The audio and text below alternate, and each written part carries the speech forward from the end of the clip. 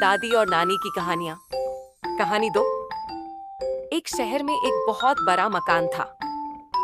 उस मकान में चूहों ने डेरा जमा रखा था। जब भी मौका मिलता वे अपने अपने बिलों से निकलते और कभी खाने की चीजों पर अपना हाथ साफ करते तो कभी घर की अन्य चीजें कुतर देते।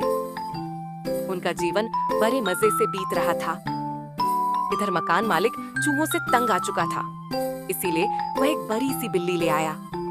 अब वह बिल्ली उसी घर में रहने लगी। बिल्ली के आने से चूहों का जीना हराम हो गया। जो भी चूहा बिल से निकलता वह उसे चट कर जाती। चूहों का बिलों से निकलना मुहाल हो गया। वे दहशत के माहौल में जीने लगे। बिल्ली उनके लिए एक बहुत बड़ी समस्या बन गई थी। समस्या से निजात पाने का उपाय निकालने के लिए एक दिन चूहों की सभा बुलाई गई। सभा में सभी चूहे उपस्थित हुए। सभा की अध्यक्षता कर रहे चूहे ने सबको संबोधित करते हुए कहा, साथियों, आप सब जानते ही हैं कि हम लोग बिल्ली रूपी बहुत बड़ी समस्या से जूझ रहे हैं। वह रोज हमारे किसी न किसी साथी को मारकर खा जाती है।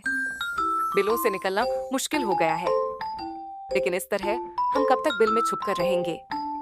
भोजन की व्यवस्था के लिए तो हमें बिल से बाहर निकलना ही होगा।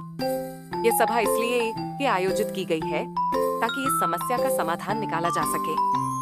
आपके सुझाव आमंत्रित हैं। आप एक एक कर अपने सुझाव दे सकते हैं। एक एक कर सभी चूहों से इस समस्या पर अपनी अपनी सोच के हिसाब से सुझाव दिए, लेकिन किसी भी उपाय पर सब एकमत नहीं हुए। तब अंत में एक चूहा उठा और चहकते हुए बोला, मेरी दिमाग में अभी अभी एक बहुत ही बढ़िया उपाय आया है। क्यों ना हम बिल्ली के गले में एक घंटी बांध दें? इस तरह बिल्ली जब भी आसपास होगी उस घंटी की आवाज से हमें पता चल जाएगा और हम वहां से भाग जाएंगे। कहो कैसा लगा उपाय? सारे चूहों को ये उपाय बहुत पसंद आया। वे खुशी में नाचने और झूमने लगे, मानो उनकी समस्या का अंत हो गया हो। तभी एक बूढ़ा और अनुभवी चूहा खड्डिता हुआ और बोला, मूर्खों, नाचना गाना बंद करो और जरा ये तो बताओ कि बिल्ली के गले में घंटी कौन बांधेगा?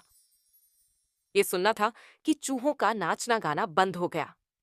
बिल्ली के गले में घंटी बांधना अपनी जान से हाथ धोना था। कोई इसके लिए तैयार नहीं हुआ। सभा में शांति छा गई थी।